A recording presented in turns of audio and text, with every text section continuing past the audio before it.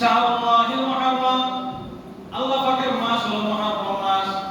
রমজানের ফজিলতের পরে রমজান রোজার পরে সবচেয়ে উত্তম দিন, উত্তম রোজা হলো মুহাররম মাসের রোজা। এটা কি? মুহাররম মাসের 10 তারিখ আশুরার রোজা বলা হয়, ওই রোজার কথা বলছি।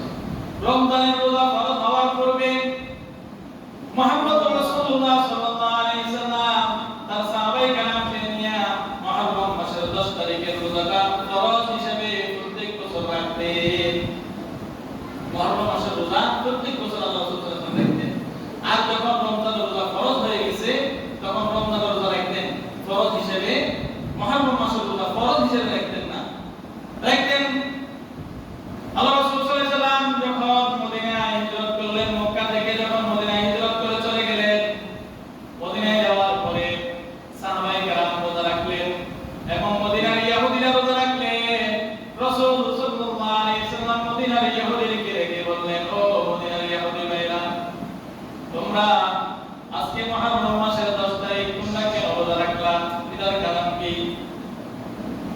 ইহুদিদের বলল, হুজুর, আমরা এই জন্য রোজা রাখতেছি, আজকে এই দিনটা হলো মুহররম মাসের 10 তারিখ, আর এই মুহররম মাসের 10 তারিখ আমাদের নবী হযরত মুসা আলাইহিস সালাতু ওয়াস সালামকে নীল নদ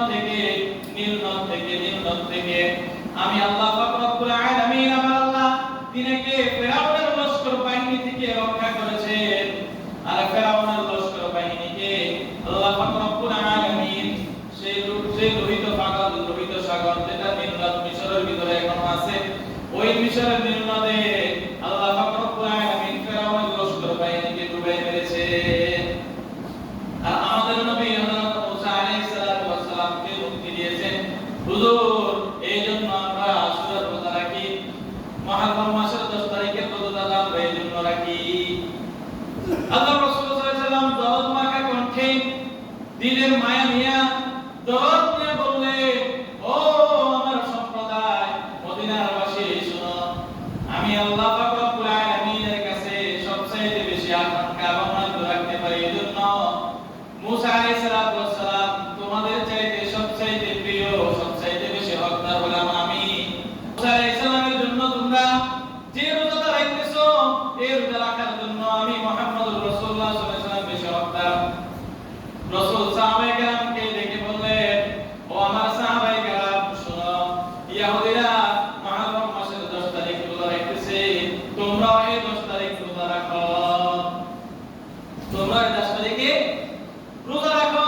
শুধু এটা নয়, রাসূলুল্লাহ সাল্লাল্লাহু আলাইহি ওয়াসাল্লাম বললেন, আশুরা, রাসূল সাল্লাল্লাহু আলাইহি ওয়াসাল্লাম বললেন, সুমু আশুরা, তোমরা আশুরার রোজা রাখো, মুহররম মাসের 10 তারিখে রোজা রাখো। ওয়া খালিফু ফীহি আল-ইয়াহুদা ওয়া সুমু ক্বাবলাহু ইয়াওমান আও বা'দা ইয়াওমিন। ওয়া আমার সাহাবায়ে কেরাম, তোমরা মুহররম মাসের 10 তারিখে রোজা রাখবে, ঠিক আছে? খালিফুল ইয়াহুদা, ইহুদিদের থেকে তোমরা মুখালিফ করো, বিরোধিতা করো, তাদের সাথে সামঞ্জস্য রেখো না। তোমরা যদি মুহররম মাসের 10 তারিখে রোজা রাখো, তাহলে তোমরা সুমু ক্বাবলাহু ইয়াওমান আও বা'দাহু ইয়াওমান। মুহাম্মদুর রাসূলুল্লাহ সাল্লাল্লাহু আলাইহি সাল্লাম সাহাবায়ে কেরামদেরকে বললেন, তোমরা মুহররম মাসের 10 তারিখে রোজা রাখলে মুহররম মাসের 10 তারিখের আগের দিন 9 তারিখ অথবা পরের দিন 11 তারিখ একটা রোজা রাখবা, যাতে করে ইহুদিদের সাথে বিরোধিতা হয়, সামঞ্জস্য যেন না হয়। তাহলে আল্লাহ রাসূল সাল্লাল্লাহু আলাইহি সাল্লাম মুহররম মাসে কি করতেন? রোজা রাখতেন। কোন তারিখ? বলেন, ও আমার সাহাবায়ে কেরাম, আমি যদি সামনের বছর বেঁচে থাকি, এই বছর সুযোগ না হলে আমি সামনের বছর আগেও একটি রোজা রাখবো, পরেও একটি রোজা রাখবো, তোমরাও রাখো। এটা নয় শুধু রাসূল সাল্লাল্লাহু আলাইহি